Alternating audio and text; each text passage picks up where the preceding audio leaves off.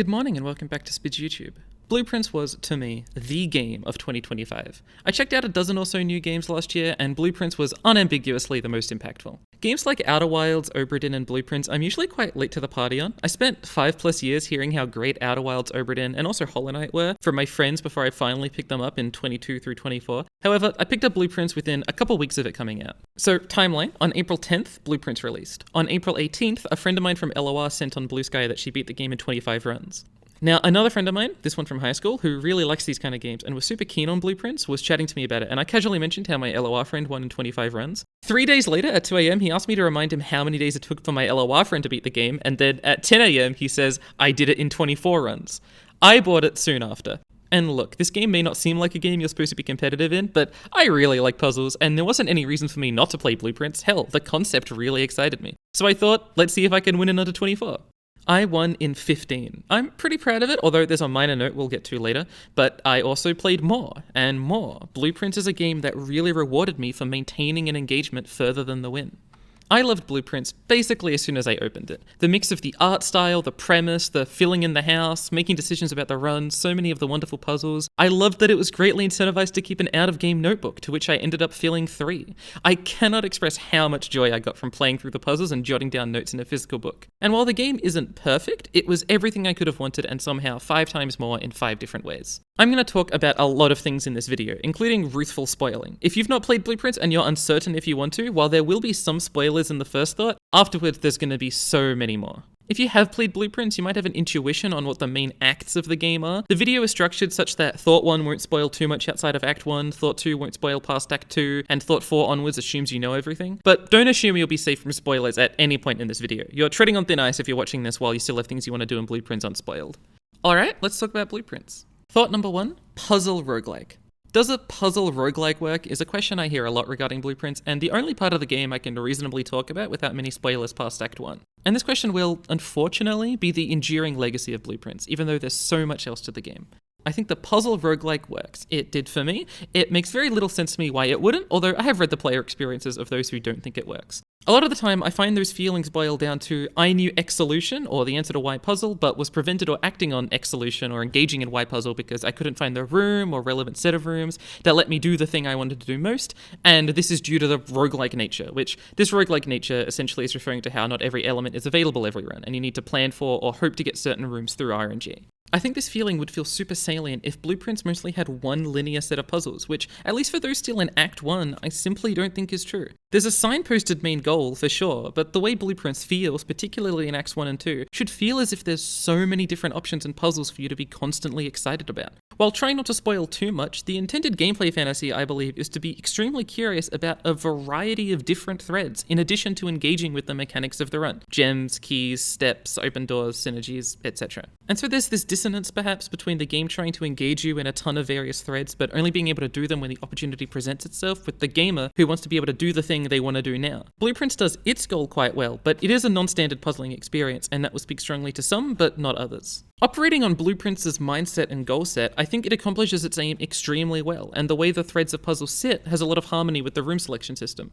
There are a couple of puzzles that I think most people will discover or engage with within Act 1. There's the puzzle of the antechamber, which leads to puzzles about working out where and how the levers work. That requires specific rooms, specific items, specific sort of engagements with certain rooms. But then there's the study puzzle, which exists in every room. When you first discover that there's something to the paintings, for a short period your goal will be to fill in every room or fill specific spots on the rune map to see all the paintings, while also trying to get specific rooms to work on other puzzles, be it for the antechamber or maybe trying to get some boiler room stuff to work or pump room, etc. There are many other shorter puzzles as well, such as the dark room or the laboratory puzzles. What this creates is this environment where room selection and resource management is being pulled in a bunch of different ways. Sometimes one choice fits all your goals, but often you're choosing between different desires. You could be presented with a new room you've never seen before, but it's a dead end and you need to go past this room in order to see a new painting puzzle. That, to me, was an absolutely fascinating way to engage with both a roguelike and a puzzle game. Blueprints' puzzles, especially in Act 1 and 2, put you in these situations constantly, where a good 60 to 90% of room selections feel really engaging, and that's because the puzzles add a nebulous and uncertain, but exciting and curious, element to a room selection.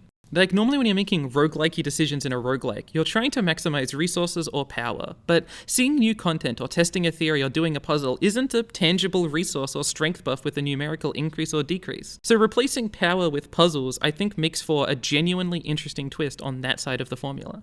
It's worth remembering the context of my Blueprints playthrough though. I did put that at the start for a reason. I think this worked best for me since I was trying to be as efficient as I could every single day. That goal I had of beating both of my friends' win days meant that I was trying my absolute best to balance all of these variables efficiently, and that was incredibly engaging to me. Without feeling that drive, if you feel as if you can reset at any time, or that the day structure is fully arbitrary, I can imagine this entire system that I found incredibly engaging about room selecting would be lost on you. The drive to get as much done on, say, specifically day 6 compared to just insta-resetting once you draw furnace from an archives or didn't draw the room you wanted to put next to the boiler room would make this experience worse. The aspect I enjoyed of making decisions to try and get as much puzzle solving done in as few runs as possible, balancing both resources to be able to explore more but also taking a room just to test a theory or to learn more, is far from the only engaging bit about Blueprints. As it pertains to does a roguelike puzzle game work though, I think this is a pretty key element. So here's a sort of interesting question. Does the game ever incentivize you to try and be efficient? Like, the glue that made those decisions interesting to me was because of my desire for efficiency. But does the game actually ever ask you to be efficient? My efficiency was encouraged because I wanted to beat my friends, but is there a reason in-game, either intrinsically or extrinsically motivated, to try and get you to be efficient? The soft answer is yes. Rarer rooms will only appear later on as commoner rooms are taken out of the pool. Rarer rooms, the rooms that will be exciting to you as they have new puzzles, including the chances you'll learn info about getting to room 46, are more likely in deeper runs, so you need some efficiency to get deeper into runs. Similarly is the case for items, especially once you discover the workshop. You'll start wanting to be item maxing to see what items do and see if any of them can help you. If you're watching this after beating the game, as you should be, you might forget that before you get to room 46, you have no idea what you need to be able to get into room 46. I definitely had the theory that you needed to fill in the entire house. I also thought you needed to open all 3 antechamber doors to magically open the 4th. So efficiency is kind of incentivized only because by having a lot of information, items, and rooms available at once, combinations between 2 rooms and items are more likely to occur, and you're going to be taking things out of the pool, so you're going to see different things. But the hard answer is no. Like, the game doesn't actually incentivize efficiency for specific days. Sometimes you'll have, say, a coat check or a freezer floating resources, but other than that, there's not a lot of incentive to make the most of a given specific run. Hell, if all you want to do is put a boiler room next to a specific room to try something, and you get boiler room and you don't get that room, you're incentivized to restart. Would the game be better if there was an incentive for efficiency, even just a fake in-law perspective like Herbert saying, "My master has sent provision for them, and I uncovered its whereabouts within existence." I don't know, maybe that sort of thing would stress some people out to an extent that is unwarranted and not within the theme of the game. But for me, the glue that made the combination of these genres work even better was the drive for efficiency. This glue isn't necessary for the game to work, and I think the game does the idea of a puzzle roguelike really well, nor is it necessary for it to be encouraged in the game. It could be left purely to external motivation, but I found that wiring to be very helpful.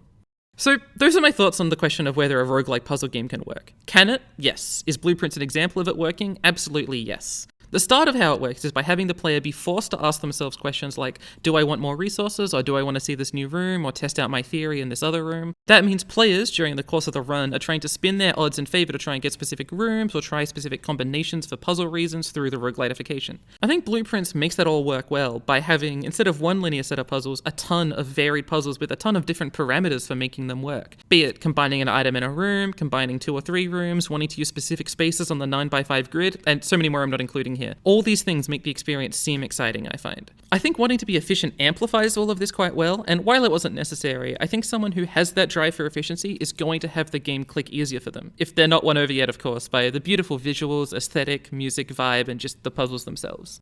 Thought number 2, Util closet and garage. This isn't about room 46, but if you made it to room 46, you're likely aware of the permanent upgrade west path. Humorously, however, this wouldn't have applied to me, as I did get to room 46 before getting the permanent unlock west path. So day 1, I played a few weeks before I played days 2 through over 100. On day 1, I did a ton of exploring outside, but I don't think I realized that this type of lock implies that you open it from the other side.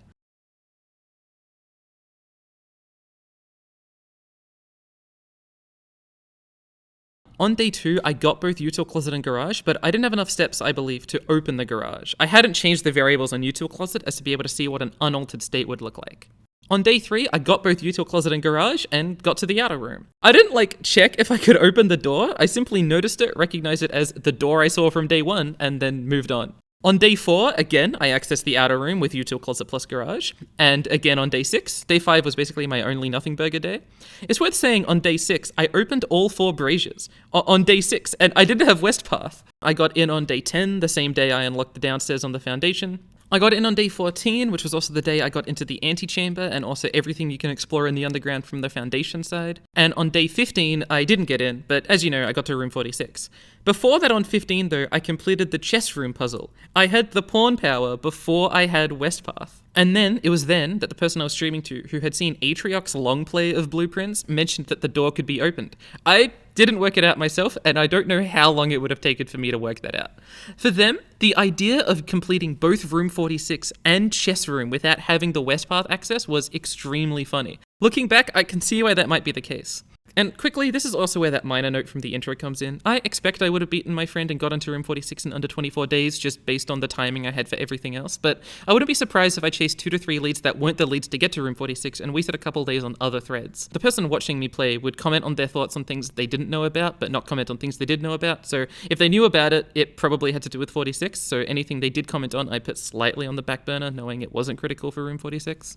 Anyway, I genuinely think, and still believe, that to me, I had more fun thinking of the outer room as uniquely accessed by a combination of otherwise decent quality dead ends, and I also see it as much more interesting than being able to get it at the very start of the run. I really enjoyed that minigame of Util Closet plus Garage, and learning that it wasn't necessary more than once was kinda sad. Does it make for better gameplay that you can access the outer room at the start of the run?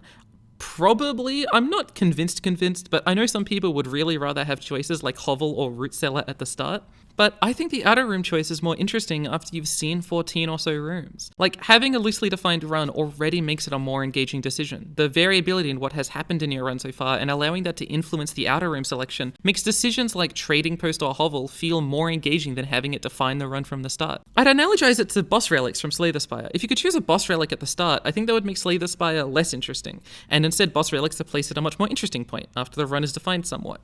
I've got a similar feeling in Blueprints for having to work for both my Util Closet and Garage and then make the outer room decision. Strategically, once West Path is unlocked, it's normally correct to get that info at the start, due to both step efficiency and value, but it's less fun, I feel. Lab experiments are a bit like this, allowing for the choice to be dynamically altered by what's happened in the run thus far, but I enjoyed the outer room more when I believed it operated the same way. But on the topic of normally correct actions, thought number 3, some correct actions take too much time. This is pretty minor, but there are some very consistent actions you take in this game that feel incredibly tedious. I'm hoping that if you're willing to watch this part of the video, you found the power hammer and knocked down the wall in the secret garden. Once that door is knocked down, the secret garden becomes both an east door opening and a west door opening. And this is incredibly useful, both for accessing room 46, but at this point in the game, it's more important that the antechamber is what I kept calling a through room, like a room you could go through to get to the other side. Very frequently, I used the antechamber to be able to see 10 or so more rooms in a run. And since by this section I've hoped you're okay with Act 3 spoilers, it's also quite relevant for the additional laboratory condition,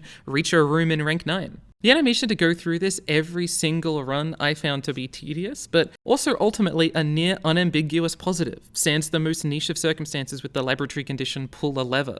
And since steps are a resource, it's not like it's best to wait to see if you need to have both doors open. This tedium and wait became a joke between me and my partner, where we'd pretend to fall asleep while I trudged through rotating the gears, which I'm glad it made a fun joke, but I really wish there was just some sort of method to have both power on, whether fitting in the lore or not. Similarly, it was equally tedious to, especially early on, whenever I reached the Foundation, make the conclusion that, yes, I am willing to trade 6 steps or so to open the north lever, and then have to run all the way down to the inner sanctum, flick the lever, and then run all the way back up again. This one is a little less easy to remedy, and I'm willing to say I just need to suck it up and accept that for every Blueprints run in Acts 2 to 3, you're always losing a little bit of time, or using the throne room to allow yourself to get the crown of the Blueprints, but sucking it up still sucks. Plus, if you have the red letter gem accessible downstairs, that also adds a fair bit of time.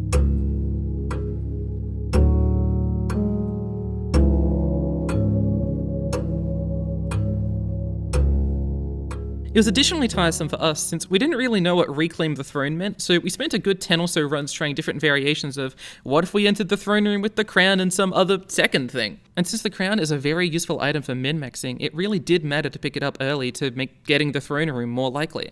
But look, these aren't big complaints, it's a couple of minutes every run. There are some time-consuming activities I stopped doing after a while because they weren't worth it to me, like parlor boxes, since gems at a certain point become a functionally infinite resource with morning room, observatory, and attic. But Secret Garden and the North Lever were too valuable to stop doing, which meant the animations or moving became a bit of a sore point. At least you can skip past the door opening animation, that is a very good ad. Hi, Editing Spider here. When I was gathering footage on a new save, a lot of the footage is on a new save, I wasn't recording when I was originally playing, that's why the days may seem out of place. I also re-experienced how sluggish the security room actions are, especially once you have the Blackbridge Grotto. You're accomplishing a lot by ordering a new item, changing security doors to fit your needs, and then jacking into the lab to do an experiment without needing to waste a draft on the lab. But that was a rather meddlesome activity. If you take all of that with the Secret Garden and the North Lever, that's about 7 minutes a run dedicated to actions you're doing fairly mindlessly that are too valuable to ignore since they cost little to no resources. The security room was something I'd completely forgotten about when writing the script, but it adds so much extra time, but also you basically have to do it. Anyway, thanks for watching thus far, and back to the video. Thought number 4, how do you know when to stop playing a game? Alright, no holds barred with spoilers now. A core late game theme of Blueprints is asking what the end of it is, and the madness of continuing to seek and hunt. In this video, I've been using the act structure to refer to elements of Blueprints. It's not something ever explicit in the game, but I sort of came to this act conclusion halfway through Act 3, and I'm not the only one to come up with it. It's a fairly popular way of segmenting the game. I find it useful because Acts 1, 2, 3, and 4 do feel very different from each other. I'll finally define these acts, by the way, but I'm sure you know what they are. Act 1 is getting to room 46, Act 2 is getting all the sigils, and this often coincides with getting all the red letters, but it doesn't really matter if it does or not. Act 3 is Ascension and the Tunnel, and Act 4 is the Atelier. All of these have very different fantasies, as well as very different methods of puzzle solving. Each act is also a fair bit more abstract than the previous, needing more insights and jumps in connections and logic. Blueprints will end at different times for different people. For me, I essentially stopped at the end of Act 3. I dipped my toes into the Atelier, but I know the Atelier reward, and I got what I wanted out of Blueprints, and so much more that I don't feel the need or particular want to do the Atelier. I might do it one day, but Ascension and all the context that built up for Ascension was satisfying enough to me. My personal player experience of going through the Room 46 arc, then the sigils and red letters and further depth, and to all the elements that led up to how we went through Ascension worked perfectly for me. But for others, they'll feel satisfied and willing and wanting to end at a different point. A friend of mine started going through Act 2 with the sigils and essentially got super bored of it. That sort of sleuthing through documents to try and uncover information about other realms wasn't particularly engaging to them. Knowing them, I don't blame them, and I perfectly accept that where they stopped was the best place for them to stop. And the same goes for those who end at the end of Act 1, where getting to Room 46 is the satisfying reward for their culmination of the experiences they had with the game. And kind of related to this, I have a kind of annoyance when people say to those who have just completed Room 46 that they've just completed the tutorial.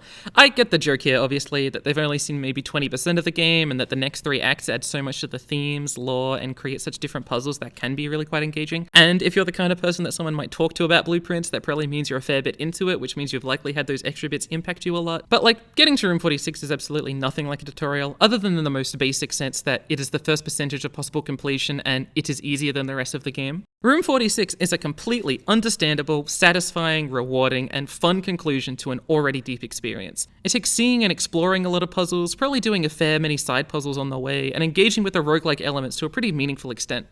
I think stopping Blueprints at the end of any act is a pretty acceptable decision, but taken in conjunction with the does it never end stuff, I think there's something a little bit more here about the game's relationship to obsession and what one's relationship with endings really can mean. There's 4 separate but related points I want to get at in this section. The first is, what does Blueprints' does it never end theme mean for the narrative of the game? Blueprints wants to set up, as you get further into it, this sense of obsession and depth that drives even the characters within the story a little mad, or leads them to giving up on clues that they can't progress in. Like, Epson doesn't know if it never ends, Herbert and Mary can't break through all of 8's puzzles. If you've read some of the interviews that Tonda Ross gave, he mentions that to some extent this mirrors his own obsession with making the game as well. He's always vague about what the final bit of Blueprints is, because he knows that as the creator, others might try and get an explicit tell on what the end of our relationship to the game should be, and he doesn't want to give one. His actions mirror the focus of this theme. There are hanging threads that people haven't solved, and most of the deep sleuthers, I believe, are resigned into thinking there's nothing gameplay-wise to these elements, but that ambiguity is the point. You are Epson, you are seeing threads asking if they never end, or you're Herbert, curious to but unable to progress. That's the feeling I think Blueprints is intending to make explicit to you towards the end of the game. It does it okay through the documents, but I think it works even better with how the gameplay presents this idea through the acts. The second point is, how does Blueprints' gameplay fit into this? Blueprints is a game that rewards an obsession with it, a game that constantly gives you something for seeing absurd lines without an explicit mention that there's more to see. The game is willing to entertain that obsession frankly longer than you'd ever expect it to each time you reach an ending. At the end of Act 1, you might be able to expect something like Act 2, especially since you're teased with the doors in the inner sanctum, but you never expect the Act 3 or 4 stuff to be in the game. And for some, this will mean endlessly chasing the theories and the possibilities, because the game has actually given you a gameplay reward, more puzzles, animations, core moments, 3 separate times when you've delved further past a conclusion. Each of these conclusions are placed without ever being explicit that there's more to see, unless you've left a thread loose on your own. Other than the threads you've discovered and haven't resolved, at the end of Act 1, the only reason in-game you'd think there's anything much more to do is if you think entering room 46 would do anything, which is far from a guarantee, or that the doors in the inner sanctum would be meaningful. Why would they be? Similarly for Act 2, unless you realize the wheel has a hint in it, you could be easily convinced that there's little more to do. And for Act 3's end, the only thing you'd be thinking is if there even is a second blue door. That last one may seem a little more obvious, but then the notes that Mary leaves in the tunnels are intentionally playing with the idea of whether it ends or not. Blueprints, structurally, and only towards the end explicitly, is constantly messing with the concept of an end. At the start, it's silent about it, with many people not knowing if there's much more reason to play after Act 1, hence why so many people go to Reddit saying they've won only to learn they've just done the tutorial, because it's flouting these norms, and does so again each time you seem to reach a conclusion, getting to room 46, reading Herbert's will, reading Mary's book, reading a different will. Each time you'd be well within your rights to assume it's over, but if you want to grab at a random idea, maybe it'll do something. I mean, does it never end? This structure is almost denoted in verse. There's a ludo-narrative harmony that I think works quite well here. It flouts the concept of a true end, it flouts the norms for a regular game and a post-game to the point where people call the main game a tutorial, and the characters inside the game don't really know what it's supposed to be. They sometimes invent endings for the player in their wills or notes, but they are expressly written to be uncertain. So the third point, with all of this kept in mind, the writing decisions and the gameplay decisions, how should we take this? What thoughts on gaming could we have that Blueprints might be wanting to tell us? The gameplay norm that there is for a universally experienced true end is flouted. I think we're used to, as gamers, or maybe just even engagers of media, to have the main stories be somewhat explicit and obvious what the end state is, and having that end state be the culturally accepted end state. Even if it's an ambiguous end, like whether the character is alive or not, at least you can agree what episode is the final episode, because it's typically explicit and signposted. Further, for games, if there are secrets, in the small percentage of games that do have secrets, like, I don't know, a secret level, or a true end, or branching paths, that extra end state is rarely going to be twice as big as everything else you've done. And if it's super big, like with many branching paths like you might see in a visual novel or something, it's often a lot clearer that that exists. I really, really respect this about Blueprints. Blueprints, in its unwavering refusal to stick to these signposting norms, I believe intends to ask you to let yourself sit with yourself and think about whether you want to go further in or not. You could look online for things, of course, but that's engagement with an obsession in an almost different way. When do we know when to stop playing a game? Often because it's the game, in some explicit way, says, congrats, you did it, because credits rolled or whatever. Blueprints rolls credits early, and doesn't even have text saying there's more to explore. A ton of games with extra content would make that a bit more explicit, but Blueprints doesn't. I think we can use this experience, this breakdown of the norms, to let us reflect deeper on our relationships with obsession, our relationships with continuing to dive deeper and deeper. Why stop where you stop on making and engaging with art? How much should a piece of art or an artist entertain your curiosity? I think Blueprints tries to ask these questions and does it somewhat well. So the final fourth thing on all this is my own answer to these, and how it's gotten me to think about my relationship to other games. As I said, I mostly stopped at Blueprints after Act 3. I knew there was more because we hadn't used the family core and my partner was looking things up, but we didn't progress too much into it. I felt pretty satisfied with where I'd left off and wanted to play other games. With Blueprints, I'm satisfied with what I chose about when to end it. But this whole thing, this experience, the way Blueprints presents itself, the ambiguity, the theming, definitely made me think about all the other games I've played and try and reckon with my relationship with those games too, why I stopped engaging with that media. Games offer a reward for continuing to play them. It's more gameplay you like or story beats you could be interested in. Most games make this connection and then sever it with the ending. You got the ending, you got the main story beats, congrats. We no longer promise you that much reward for your continued obsession. There might be side content, but we've either told you that there's an explicit extended post-game or it's side stuff where you should have like a different way of framing it in your brain. With roguelike, sandbox or competitive games, it's obviously a little different as they add a sort of recursive element intentionally. But with other games like Hollow Knight or Celeste or Tactical Breach Wizards or Outer Wilds, there are different moments once you're done with the main story when you could happen to be done with them. That could be at the end with the rolling of credits, but it could also be at the completion of every boss or level, or the completion of a certain set of achievements, whatever. I didn't end Celeste in a way that felt like I truly got all that the game signposted that it wanted me to get out of it. I ended kind of abruptly in the middle of Chapter 9. I enjoyed Golden Strobbing the levels I Golden Strobbed, but I don't know how Chapter 9 ends, and I don't feel as if I left it satisfyingly, and I've just kind of sat with that feeling for a while. Similarly for Hades, less so for Hollow Knight, but still somewhat similar. For a while, I've had this weird relationship with these games, where I've always intended to return to them, to finally square away the last thing that both I wanted to get from them, and that the game clearly presented as something desirable. But I haven't. The game would promise more in a way that I thought I'd be excited to continue, but I didn't. Blueprints seem similar. I know there's more to do, they're similar in that sense. But I don't feel bad about not continuing in a way that I don't think is true for those other games. I said before that games offer a connection to you that links your interest with the game with continued gameplay. This is not a framing I've used in the past, and honestly I don't know how useful this framing is, but it is a framing that Blueprints sort of can bring into the limelight. The sort of explication of what I was talking about before, the way it treats signposting the end, sort of made more obvious to me what this connection could be. Now, when I'm playing a game and I feel myself loosening my desire to play it, I definitely come in with more tools, thoughts, and logic about what I want from the game, whether I feel as if my engagement with the art is as much as I want from it or not. I ask myself things like, did I get what I wanted out of this experience? Do I feel like I understand what the creator of the game could have wanted me to get out of this experience? It's similar to the questions one might have when going to an art gallery, where you can leave at any time when you feel done. I treated games differently. For some reason, I often got this feeling that I owe the game some sort of specific completion because it's offering me more and I should continue asking for that fruit. I see it a little differently now, that there's a choice, that I can bring an active perspective into when I want to stop engaging with the art, that it's not artificial or circumstantial, it's just something I can choose. So, look, this is all pretty washy, and it may seem like we're starting to lose the threads here. Blueprint sets up a theme about obsession, part of that leads into how the game is constructed, and there are some funny implications on community access to a game, and then I'm sort of using all of this to realize a separate but related-ish thing about how one can treat gaming. I don't think this last section is what the game intended to make me feel, but that's something great about art. You're allowed to superimpose your own meanings and understandings onto the stimulus that art provides you. So yeah, somehow the funny little get all the green rooms for the Poggers green room synergy game got me to think a lot more about my relationships with stopping other games. It's one of the first times I've actively considered my lack of engagement while I'm starting to lose that engagement with a game in this way, accepting that where I wanted to stop worked for me rather than feeling like it was circumstantial and some weird thing about like owing a game something. But to step back from my own feelings of this, Blueprints has the steadfast belief in being non-explicit that there's more, it has a theme of one's relationship with obsession and intrigue, and then actually lets you maintain your obsession with puzzles and depth further than you'd ever expect, which is an interesting set of themes and gameplay elements for a game to have. Thought number 5, game difficulty, permanent progression, and the side game modes.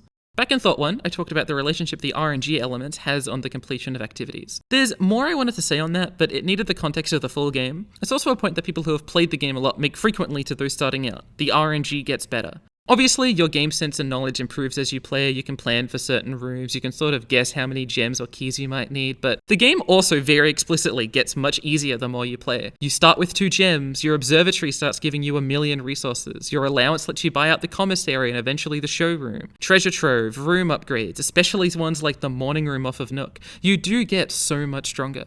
The biggest one is the conservatory. The conservatory changes everything. Now every run you can reach Attic, one of the most efficient rooms in the game. You can also make all the red rooms much more likely, which Weight Room is a great room when you have all of the upgrades that make steps not an issue, barely an inconvenience. As you play through the game, drafting goes from being something difficult and engaging to being pretty formulaic. There's 10 rooms that give you the materials you would want, such as attic, nook, morning room, commissary, and then the rest of the run with your incredible amount of gems, steps, coins, and keys can be nearly focused on whatever. The end of Act 2, and as you start getting into Act 3, are more so about maxing the odds for rooms you want to see, or doing other challenges or testing theories about rooms and locations, than needing to make tough decisions for gem amounts or key amounts. Every run after a certain point, at least for me, was essentially gem max and get study, and that was an extremely consistent strategy with all the extra green room buffs and red letter safes giving gems.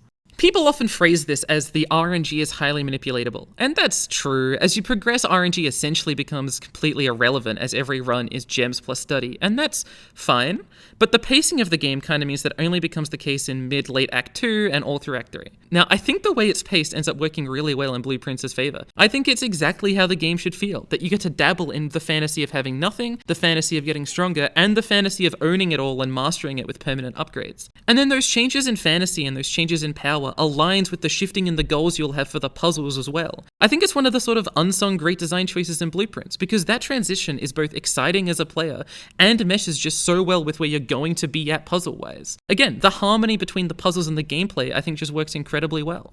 And then in addition, it really coincides well with when you unlock Dare and Curse mode. Just as your main playthrough gets to the point where when you have a goal, you can very consistently access it, whether it's getting to room 46 or testing out some sort of theory, you unlock modes that return drafting as an engaging question and challenge, as it was back at the very start. These modes breathed so much life into my game, coming at just the best time each time. I was so excited to test my skills and knowledge about how to access 46 in those challenges, and they worked an absolute treat at their goals. I apparently had incredibly easy dares winning on day 4. I didn't know that the dares were random, and I think I got a pretty easy set of ones. I actually thought the dares had to have been scripted, for my day 2 dare was to not access a place I explicitly intended to access on day 1. And my first dare was already how I was playing the game at the start. Don't leave the house from the entrance hall. I already got to room 46 without doing that. Curse mode was also incredibly fun. I just had a wonderful time trying to figure out how to use the limitations the game provided to me in order to do some interesting things. That's like maybe the most basic thing you can say about a game. The game gave me limitations and I used them to overcome something, but it was fun. It did a very good job of it.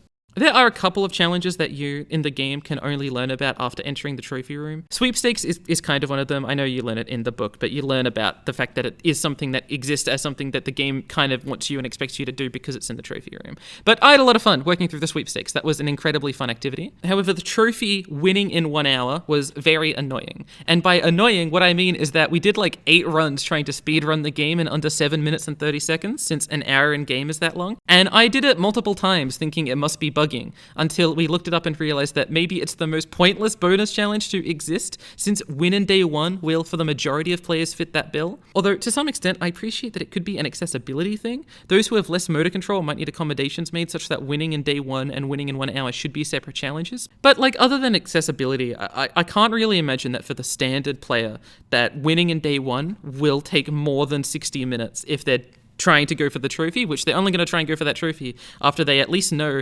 most of what they need to know for that challenge. In game, I kind of wish it was more explicit what win in 1 hour meant, since I'm not the only one who did this, but that's very minor. Anyway, to sort of summarize all this, the permanent progression in the game is paced in an incredibly rewarding way, I think, with alignment of where you're going to be at and what needs you have for Acts 1, 2, and 3 matching up with the way you sort of have your strength. I really appreciate that about the game. I think the pacing of how those all work together is really well done and an unsung hero of the design. Thought number 6, puzzle quality. I think pretty highly of the puzzles and blueprints. There are just so many puzzles and blueprints, and most of them are extremely fun and rewarding, with a fantastic gameplay fantasy, and without feeling awkward or repetitive. The Apple Orchard and Dark Room, stuff with the Pump Room, puzzles with books, the look at 2 paintings and figure out what letter is different between them and so forth. I'm not going to list all the puzzles in the game, but generally speaking, I'm fairly positive about the quality of the puzzles in the game. One of my favorite puzzles is what many probably call the microchip puzzle, but I always think of as the Beside West Bridge puzzle. One of the very first things I noticed in this game, before nearly anything else, was when I got the pantry on day 1 and noticed the bridge in italics. Then later on, I obviously saw West and Beside, although I only noticed Buried until after I got the microchip. I would often hang around the bridge, or what I assumed to be the bridge. I didn't know which bridge I was supposed to be looking for. Not with a shovel, trying to figure out whatever was there, obviously not having read a new clue or realizing that the corner cases existed. But that addiction, the knowing information and being so curious to see where it was used, was incredibly rewarding. Doing exactly what a good puzzle game should make you feel. I liked feeling insane, like I knew something and was going to be vindicated eventually when something clicked finally. This is just one example, but the way the game is structured, the way the puzzles work, creates so many good moments of revealing something, being excited to figure out what it's used for, and then gives excitable rewards for these. But some puzzles, and this is the minority, but some puzzles I do think are a bit awkward and were unenjoyable to solve for different reasons. The most salient awkward ones, I think, are some of the red letter safes. We'd only won for so long, the shelter one, for it's the only one that was pretty explicit what the goal and conclusion was. The one above the cog room is also explicit, but we found it very late. But the boudoir, drawing room, and drafting room just felt unsatisfying to me. The boudoir felt like a massive letdown after 22 days of inputting a ton of 4 and 8 digits we found around the house. We got the freezer note very late into Act 3. I think the freezer note is like surprisingly hard to get. Drawing room and drafting room I think are honestly kind of stretches. Even if the Gates homophone is written down in one of the books, I just don't think they're super rewarding implementations of this puzzle. The best one besides Shelter I think is Office, for it's one of the surprisingly few puzzles that makes great use of having little trinkets around in the rooms. And then makes a pun but also ties it to the lore in kind of a fun way. The Gallery Rebus puzzles, especially right after solving Ponder, seemed to be quite fun and interesting, and Ruminate, while a bit cheeky and a bit of a poor rebus, was fine. But Realize was absolutely not for me, and I don't think highly of it. We looked that one up. There are 2 other things we looked up on our way to finishing Act 3. The biggest was the castle cipher and the turning of the Ares Court clock. While I found most of the cipher, I missed the kennel, cloister, and vault. It wasn't too bad though, I was just pretty lazy, and the moment early on when we found the secret passage one, I was like so excited, and I think it's still a pretty good puzzle. But then I also missed what Tor was supposed to mean, and I didn't really grasp what the instructions meant. Some of that's on me. Word East I probably should have understood, but I do think the method of input for that was just a little awkward. A big stone tomb where you have to input the center button 3 times without any acknowledgement that you're looking for 3 inputs isn't a particularly intuitive input mechanism, but despite the sort of awkwardness I had around it, I forgive it because that section and element of the game was just so fucking cool that I can never think of it too poorly. The other thing we looked up was what XYZ ABC was, and the related reservoir and train puzzle and new clue hints, and what the security camera videos were. We were never putting all of that together and working out how to use the letters from the book. I have some notes on this where I got something done, but I was never going to put together that just because there were 6 locations that maps onto XYZ ABC, that specific link was just the link that never would have worked for me, having done everything else as best I could. But it was fine anyway, since we accidentally used the burning glass on the sundial and cleared all the boxes from the tunnel well before we looked up what the XYZ ABC thing was supposed to be. There's more to this story, but essentially we didn't interface with that puzzle too much. But other than those, the puzzles were really amazing. I really enjoyed so much about the puzzles of this game. So, quickly, thought number 7, highlights. This video has been a lot of random thoughts about blueprints. Wow, it's like what it says on the tin. But when it comes to puzzle games like this, I would be remiss if I didn't include a section just gushing about the moments that meant a lot to me. Puzzle games have such a magic that they can apply to you, where you're so invested in the world, thinking so hard about all the little details and knowledge that you're building up, especially in blueprints where roguelighting through the rooms adds an additional set of thoughts you're considering. So when certain key, beautiful moments happen, they just hit that much harder. So I gotta include this. That fucking moment when you open the bloody Ares Court and walk in it for the first time is so fucking sick, man. The precipice is already just like a really engaging idea and area, and then the chess room has such like a sheer beauty to it. And then you fucking castle, after you spent ages collecting all the blue memos, to see the tomb and the statues and the Moriai boxes, it's so fucking cool.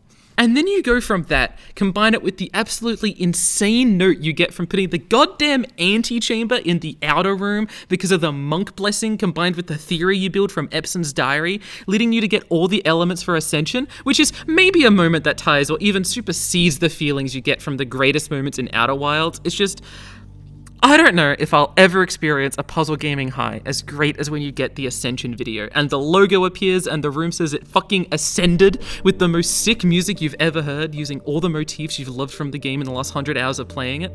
Man, that moment hit me so hard, and I love what Blueprints did there. And let's not forget, a sort of component of getting all of that is also the moment you unlock the throne room from the Blackbridge Grotto scene after you get the microchips. Like, that scene was also so incredibly hype, and when the music fucking plays as you walk up the Arindian ruins, man, there are some good fucking moments in this game. But there are so many other sick moments. The cutscene from when you get to room 46, the reveal of the downstairs basement, the first time you enter a sigil room, your first Alzara, the safe house, but those 3, Ares Court, Ascension, and Blackbridge Grotto, really meant the most to me. This isn't really a thought. Sometimes I shove non-thoughts into the thought structure I have, sue me. But it's such a good game. And the fact that games can make us feel this way is such a wonderful thing for us to be able to have. Conclusion. Blueprints, along with Outer Wilds and Obra Dinn, are in the pantheon of the greatest games I've ever played. The gameplay, puzzles, and harmony they have all together fit so well in such a beautiful package that I'm so glad I was able to experience this in my life. You know those memes about being born too late to see the moon landing, but born too early to do interstellar travel, born just in time to, and then the punchline is some arbitrary thing, like, I don't know, see the roadwork ahead vine? I feel so happy that I was able to be born in a time with a game like Blueprints. The roguelike puzzle game experience worked wonderfully for me, and Blueprints executes on that idea extremely well. And even though some puzzles or gameplay mechanics aren't all for me, both the highest highs in the experience of this game and some of the themes and responses I've had to it will stick with me for a long, long time. Alright, for now, that's all I wanted to say on Blueprints. See you later, alligators. Or better put, until the dawn of the following day, I will have nothing more to say.